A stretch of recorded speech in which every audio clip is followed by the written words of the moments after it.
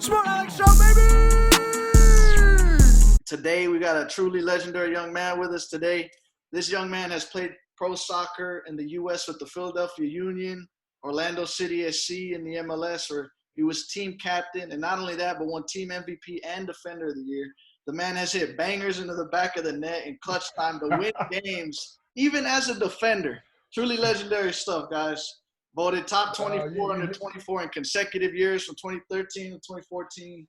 Served as the Players Union Rep, and he now does so as well in the USL with the Austin Bold FC. So representing, little Austin FC right here. But yeah, the man not only played professional soccer, but managed to get an associate's degree, bachelor's degree in organizational leadership from the University of Louisville, and attend the Harvard Business School crossover in the business program, and a Columbia Business School executive education and venture investing for pro athletes. And on top of that, get a Master of Leadership Studies at ASU, Arizona State University, all while playing professional soccer. So if you thought you could multitask, then enter Amobi. He's raised the bar and shown you the true power of multitasking and efficient time management skills, and above all else, grind. And if that wasn't enough, the man now has served in multiple business roles, consulting roles, and is even the founder and CEO of his own business startup, the Frugality. So welcome, Amobi. Appreciate you showing up. It's a pleasure meeting you, and thank you for coming on, man. Looking forward to it. Oh my goodness, that might have been the best intro I've ever received. So mad love on that. I really appreciate it, and it's a pleasure to get connected. So I'm looking forward to our conversation. For sure. Well, thank you for that. It's not hard to make an intro for someone like yourself. I just straight up looked at your LinkedIn and just boom. Like it's yourself, you know what I'm saying? Yeah, respect. No, that means a lot. Thank you. So yeah, would love to just ask you, really quick in your own words, what's your story been like, coming up, playing soccer, playing pro, attending school at the same time, and then now being in the same space with all these big brands and sports business entities. What's it been like, the journey, man? No, it's been a hell of a ride. I mean, it's my experience from soccer has allowed me to do so many things that I wouldn't have been able to do.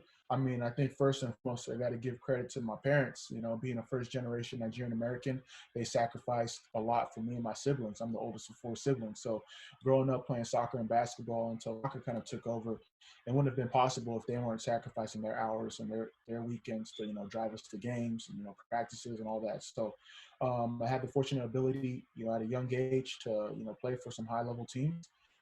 Which led me to the opportunity to go to residency. And then from there, that's kind of when everything took off.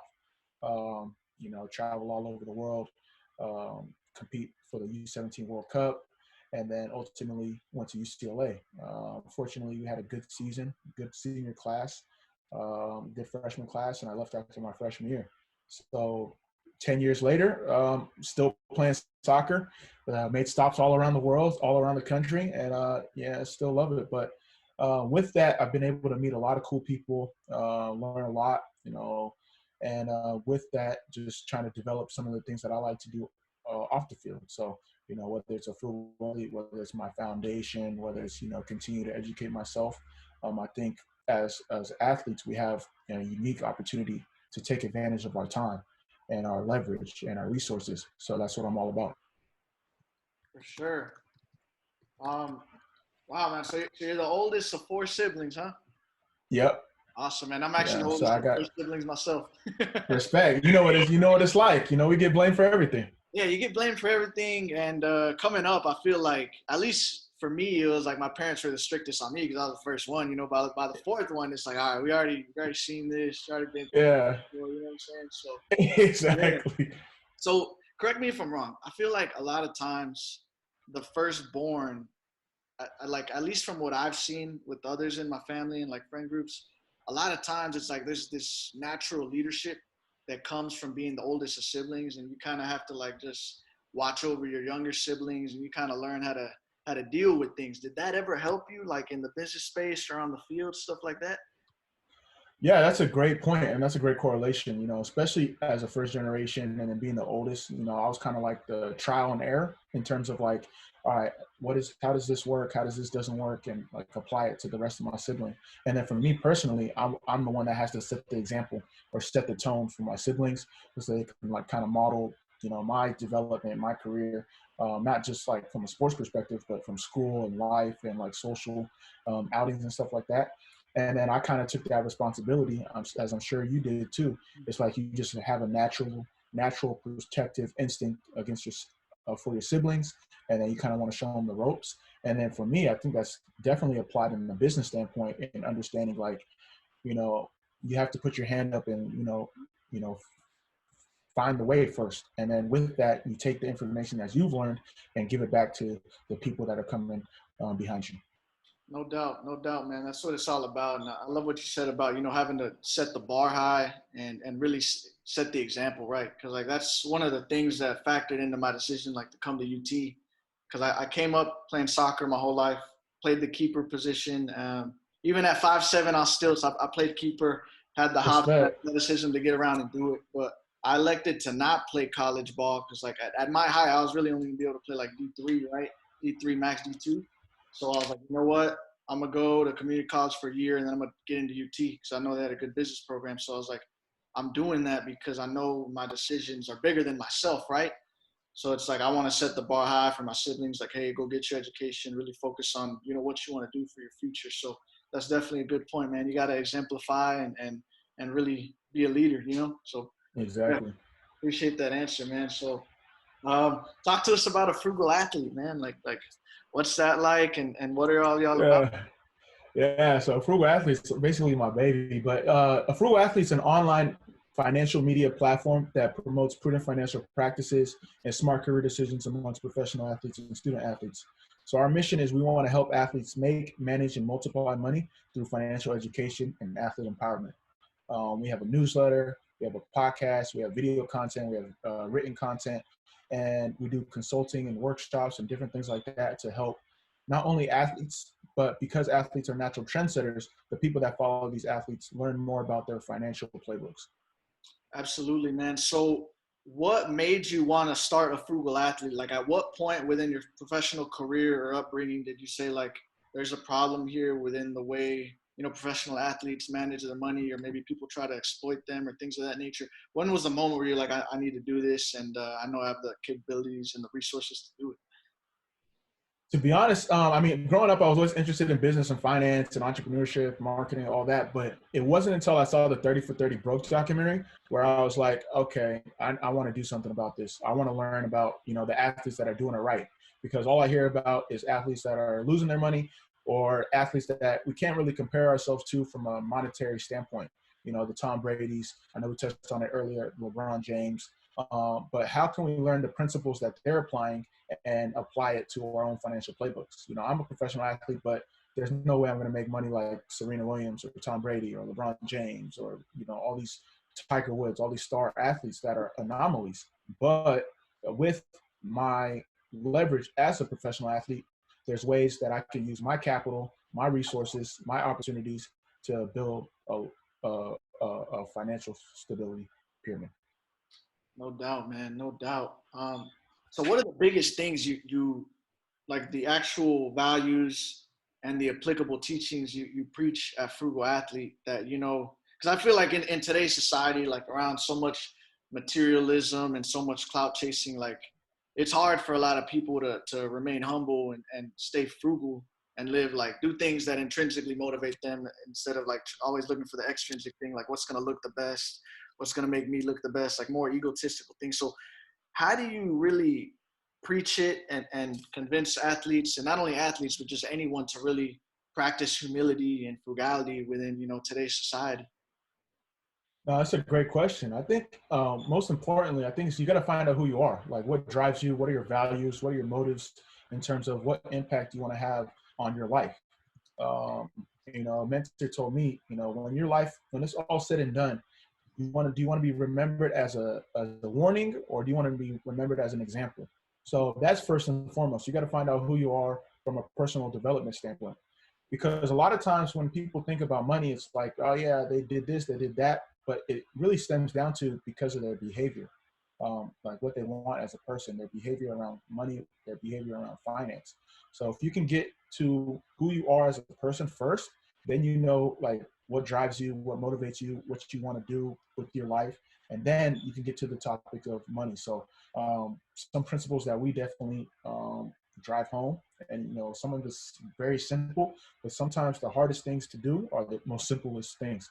So budgeting, having your investment strategy, and your investment strategy may be different from mine. So if you're like coming into the locker room and saying, yo, you hit it big in real estate, even though my investment strategy is in stocks or whatever, I can't just be like, oh, I'm going to leave what I'm doing and go to real estate because that's what he's doing. For So you sure. got to figure out your investment strategy based on your portfolio, based on what you want as a person. Absolutely. Absolutely. Exactly. So it's a budget, investment strategy, and then I think the biggest thing is understanding the from an athlete's perspective, like the multiple streams of income that you can have, because athletes, the only way you're making money is earned income, and that's contingent on your play, whether a coach likes you or not, whether the GM likes you or not, whether someone takes your spot or not. So that's earned. You're getting paid based on your performance and your play. But as an athlete, there's so many other ways to make money, and it's important for you to utilize that, whether it's endorsements, sponsorships, affiliate marketing, appearances, all these different things that we haven't even talked about. I think it's important for athletes to utilize that. Yeah, yeah. So could you go deeper into that? Like, what are some ways that athletes can better leverage those things and hedge against like injury risk or contract risk, and set themselves up to succeed off the field through, their name and likeness and their other investment, opportunities, what are things that they can do to kind of diversify the way they're making their money and really make the most of their brand while they're an athlete and then set themselves up, for post career? Yeah, so I would say I'll give you two quick examples. I think one is like you're a professional athlete or you're a student athlete that's made it to the collegiate level. How many people that you grew up with playing youth soccer have made it to where you are? So that automatically makes you an expert. And when you're an expert, you can be a teacher or a coach. And with that, you can have an opportunity to make money on the side. So I actually recently did an article with CNBC, or an interview rather, about like different side hustles. So as a professional athlete, I can host a camp, I could do training, I can do exclusive training, high level training, because I'm an expert. I've done it. It's not like I'm just lying and saying this is what it takes to make it to a pro level. Like, Yeah, yeah, this is what it takes. I am one. Yeah, I've been one. exactly. Check my accolades. And this is not to like tell people to like just brag on their career, but you gotta talk about yourself in a way where you are the expert. You know what it takes. You've been there. You've done that. They can look you up, and use that to your advantage. So whether you want to train kids, charge them, $20 an hour, $50 an hour. I know some people charge $100+ for an hour. You can do group sessions. That's a simple way to monetize, your name, image, likeness, your Yeah. brand. And another way, because you're a professional athlete, you're an expert in, sports products or sports media ventures or health and wellness and things like that that are suitable to you as an athlete. So there's a lot of startups coming out. There's a lot of businesses that want to get your expertise in, what an athlete thinks around a product. So you can become an advisor for a company. You could, become a consultant for a company. You can work within a company that is seeking your expertise in those realms. And I think a lot of athletes, they see these opportunities and they're like, oh, I have to put money in it. And it's like, no, you don't. You can get involved without putting money in it.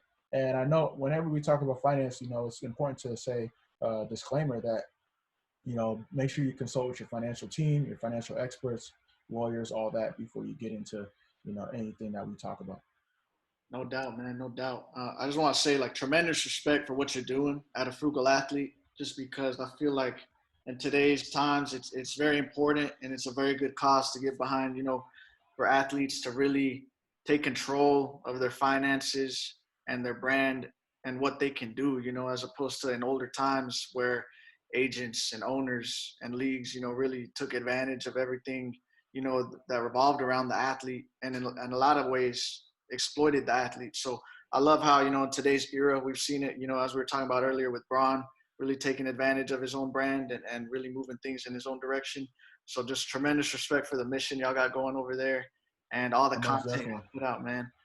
That's love, man. I appreciate that. Yeah. So I'm sure the people that are listening to this, right after that introduction, the first question that comes to mind is like, how in the world do you manage to do all this at the same time? Like, walk us through what's it like, bro? Like, playing pro Respect. and then studying, and then now playing pro and managing your business ventures on the side. How do you do it, and what's it like, man? Yeah, shout out to Google Calendar, to-do list, time blocking, and priority management. Everyone says time management, but it's priority management. All right. So first things first, you got to keep the main thing the main thing. So soccer is the main thing. That's what pays the bills. That's what my main job is. So if I'm not performing, I don't have that. But with that, a friend of mine says, as a soccer player, we have a full-time salary but part-time hours.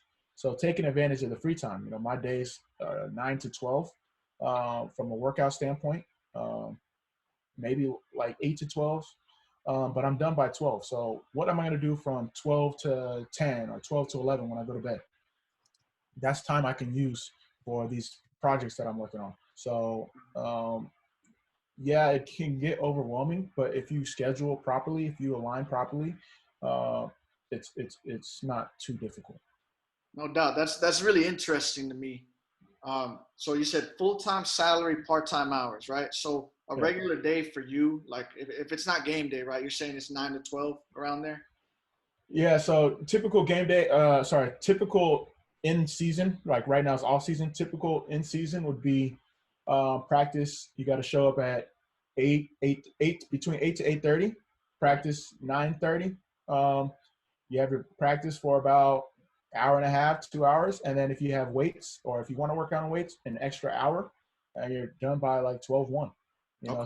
Some people do like some recovery, some people do a lot of other things, but yeah, you're essentially done from your obligation. I know obviously people want to work harder or people have other things they want to do on the field, but that's essentially it.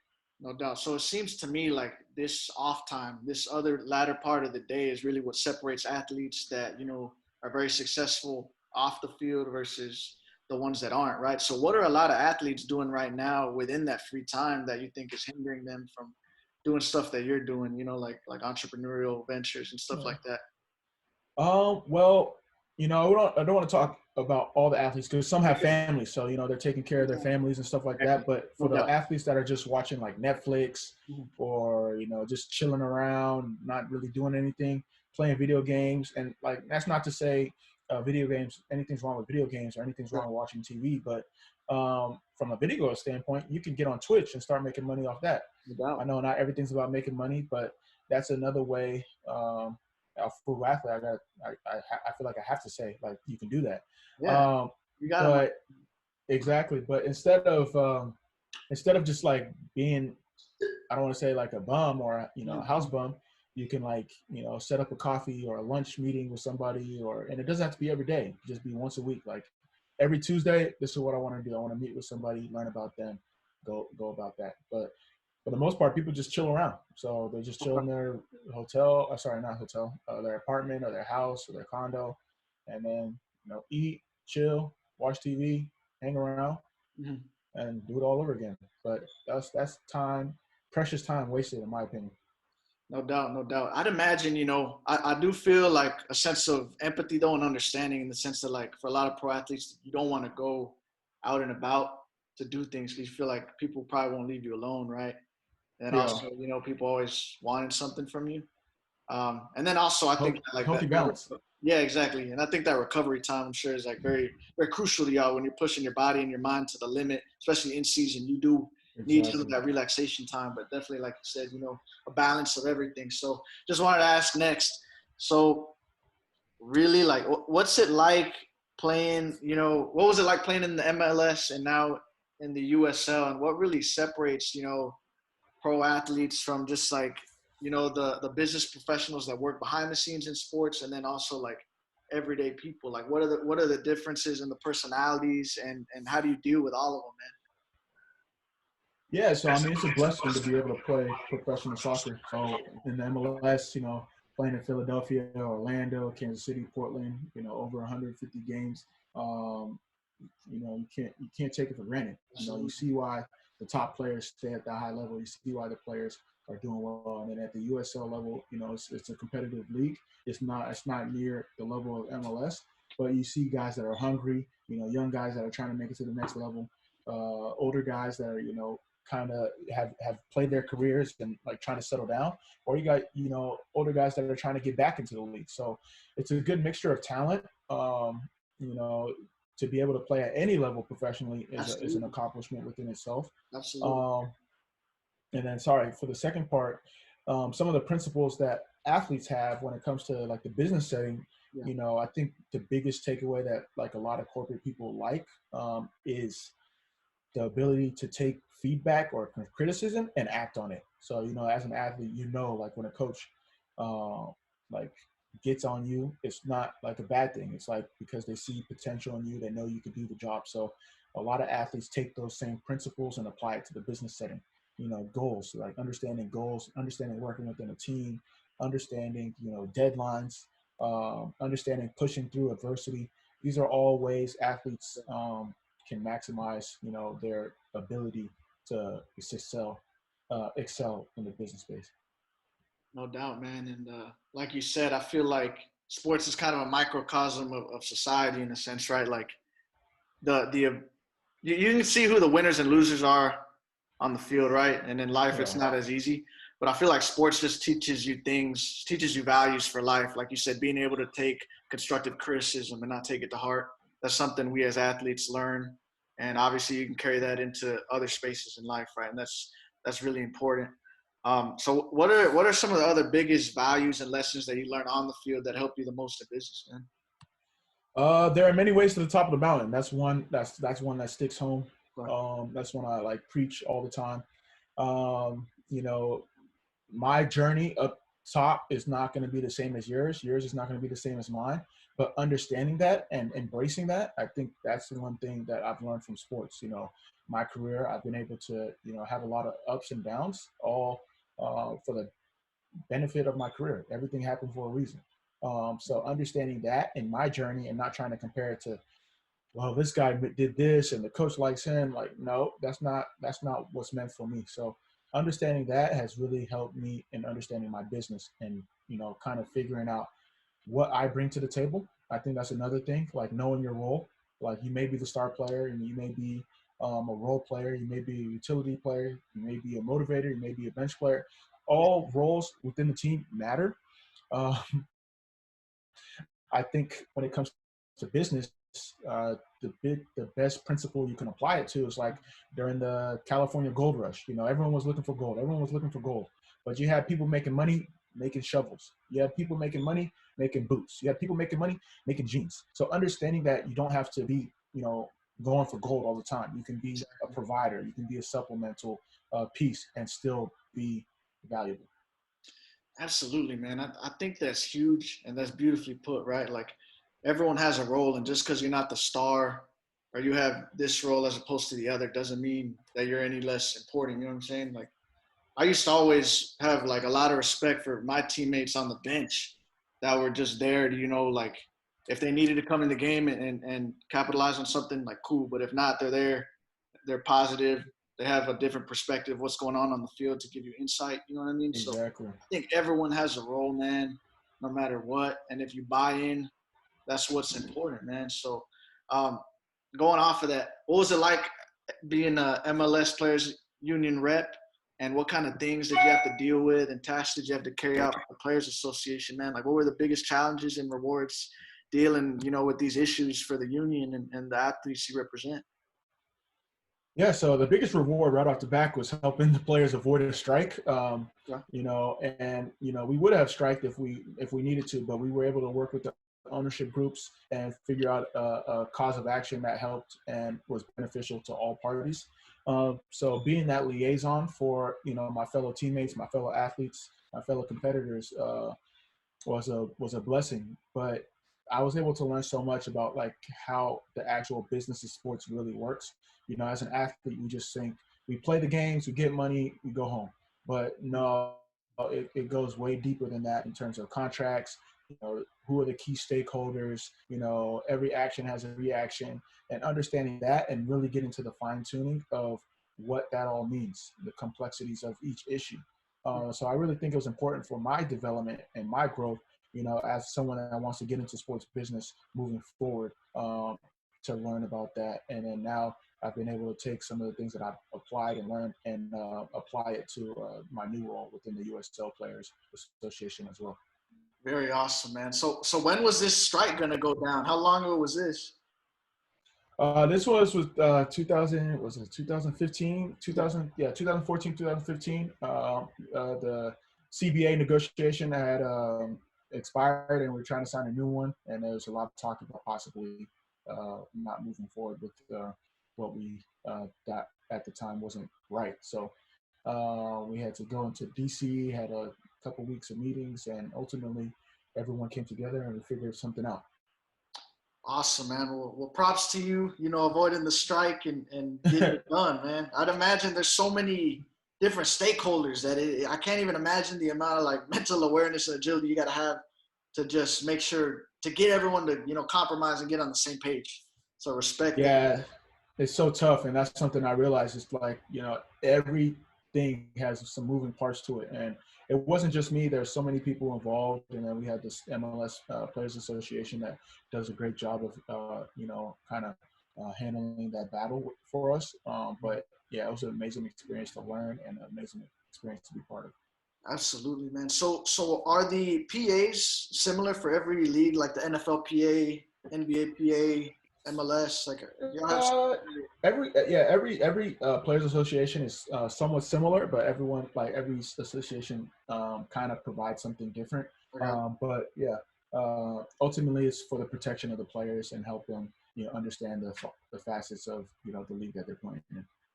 Absolutely, man. So are there any roles for people like interested in working in sports that maybe aren't an athlete to work within those capacities? Like, what are some of the roles within the PAs, like any legal roles or business or admin roles that help you guys out? Oh yeah, there's so many different roles. You could be a player liaison. You can work in media. You can work in marketing. You can work in business affairs. You can work in legal. Anything like the thing about sports business, people just think like it's either athlete, agent, owner, or like what else? A trainer. But there's so many different aspects within sports business as a whole that that you can really make your mark. It's all about who like what you can provide, like what value you bring, and kind of going from there. So like literally, like you can work in athletics just being a chef or a nutritionist or a dietitian. No doubt. You can work in sports by being a mental coach, mental conditioning coach, you can work in sports by being a language tutor. Like there's so many different ways to get involved in sports. You can work in stats. You can collect stats during the game, and you can like edit film. You can there's so many unique ways to get involved in sports. No doubt, man, and thank you for saying that, because that's a big part of my podcast too, right? Is that like ever since I got the ESPN gig last summer, it was like people kept reaching out to me like, how'd you do it? How'd you do it? Like, what is even out there within sports? Because a lot of people are very passionate about it, right? And grew up playing it, would love to work in it, but most people don't know what's out there.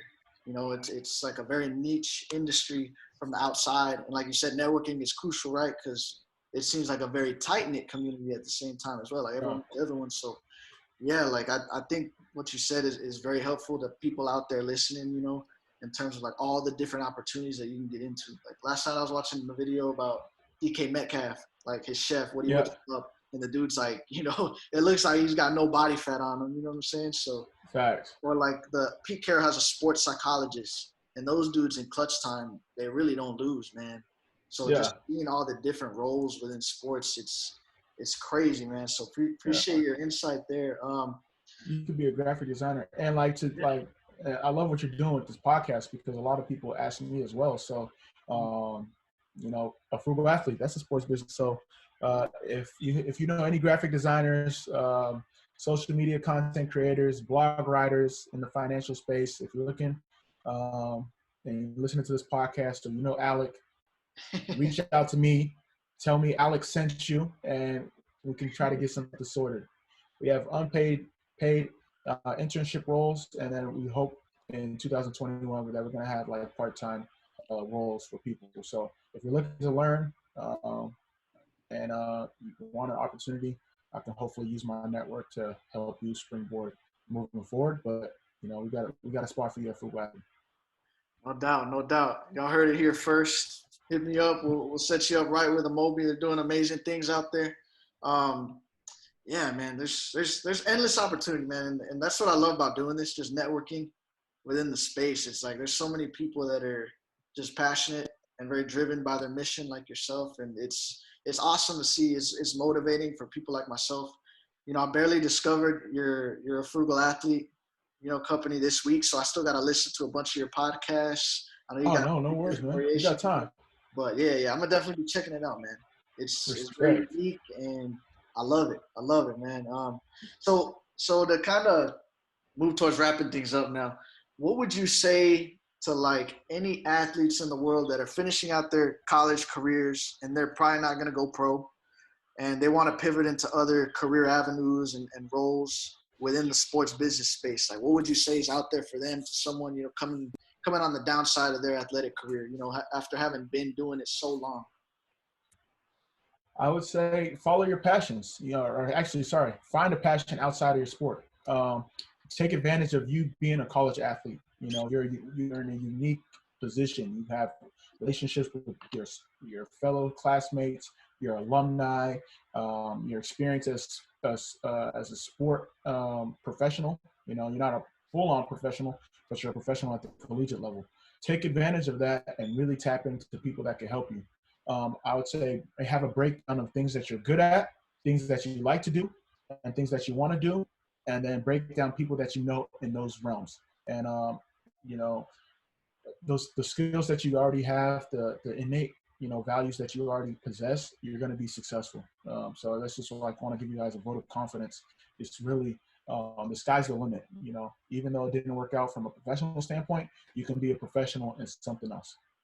No doubt, man. No doubt. Beautifully said. And, like we were talking about earlier, back to this LeBron Inc. book, perfect example of that is Maverick Carter. The Yeah. dude, he's 4 years older than Braun. Well, 3 years older than Braun, right? So he's in college. He's hooping. And he's like, you know what? I'm not going to go pro. So he pivoted. He saw the business opportunities with Braun. And as happens with a lot of pro athletes, a brand might give some of their family members or close ones a role. They gave it to Yep. Matt Carter, went over there to Nike. He dropped out of college, did the Nike internship. So he's like, yo, I went to Nike U. And that's how I learned how to do sports marketing. Yeah, that's true. Nike U. Yeah.